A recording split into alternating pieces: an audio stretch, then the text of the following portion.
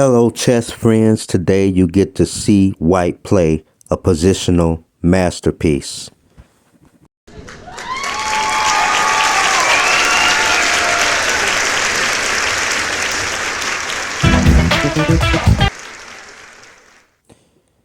Hello, I'll start by extending a warm welcome to all my visitors, chess friends, and fellow chess assassins. You're about to see a game in which white played a positional masterpiece, and even after getting the queen trapped. Look at the position in front of you. White plays the only move and the best move there is. Pawn to d6.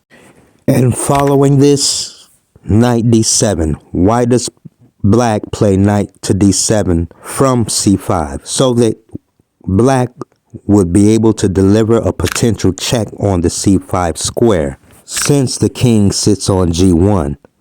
But as a response to this, the move is king h1, avoiding any potential checks along the g1 to a7 diagonal. And now, rook captures e7, d captures on e7 with tempo, and now rook e8. And after rook e8, the problem is that the queen still holds the knight on d7. Therefore, white has to find another tempo move. And that move happens to be pawn to g4. Now from here, black has 4 replies. And they are, starting with the first one, is queen to e6. The second option is queen to e5. The third option is queen to f6. And lastly, the move queen to c5, which was the move that was played in the game. Let's take a look at all 4.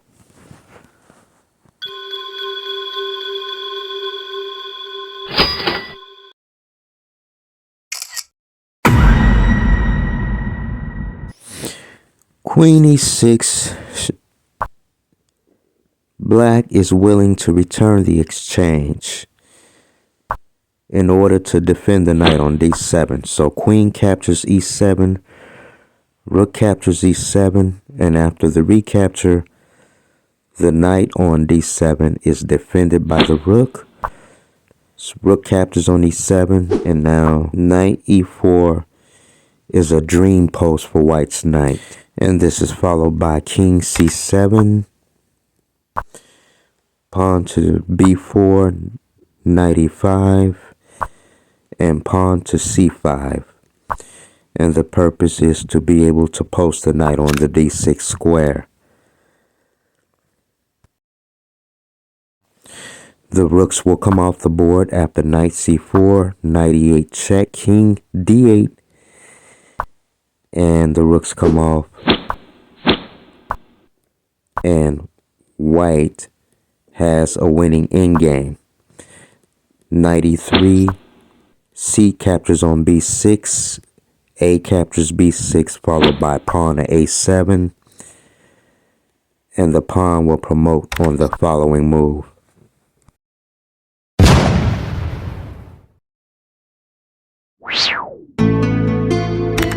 So even after giving the exchange back, white still wins. Ruthless looks.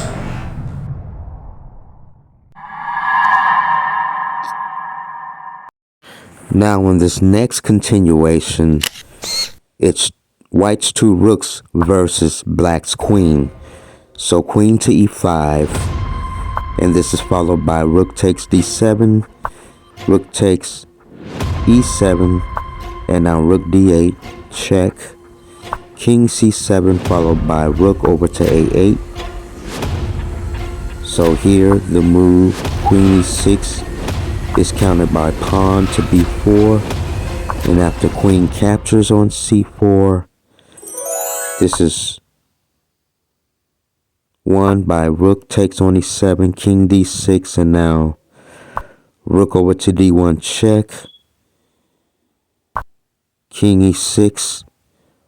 Rook e1 check. And the rook on e7 falls. And white having the two rooks. I believe that white is able to hold here. Queen captures on c3 and pawn to h4 to give the king on h1 some loop. And the pawn on f7 will fall.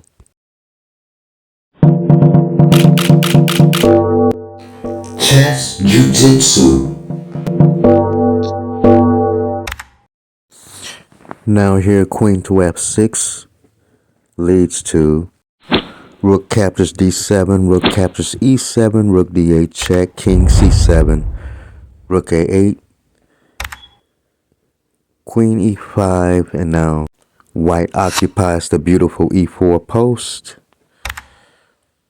Rook e8, rook captures a7 check, king b8, rook b7 check, king a8, and black's queen side pawns fall.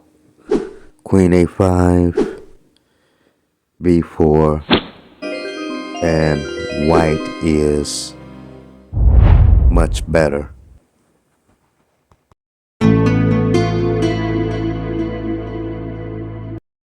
And now queen to c5.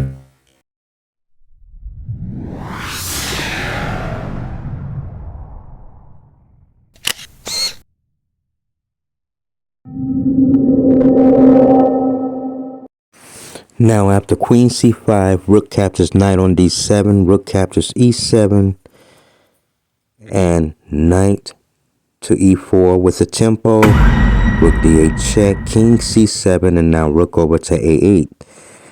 Now we notice a familiarity here. The rook captures on a7, rooks come off the board, and I want you to take a look at black's pawns on both sides of the board. White advances a pawn to h4 and black captures.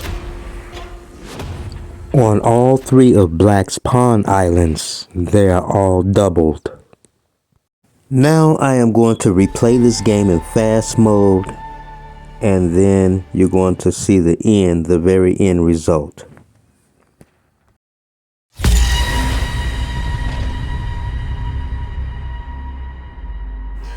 Let the games begin.